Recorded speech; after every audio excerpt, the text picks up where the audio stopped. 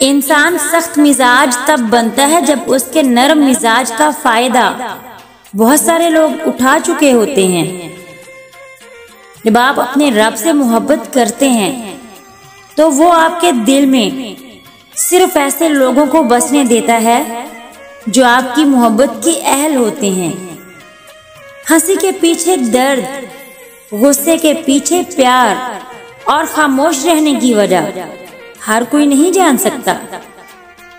जिस शख्स की गलती ना लगे, जिस शख्स की गलती ना लगे, किताबे इश्क की तफसीर में उसे महबूब कहते हैं। खत्म हो गए उन लोगों से भी रिश्ते जिनसे मिलकर लगता था कि ये जिंदगी भर साथ देंगे। हर बात दिल से लगाओगे तो रोते रह जाओगे। जो जैसा है उसके साथ वैसा बनना सीखो।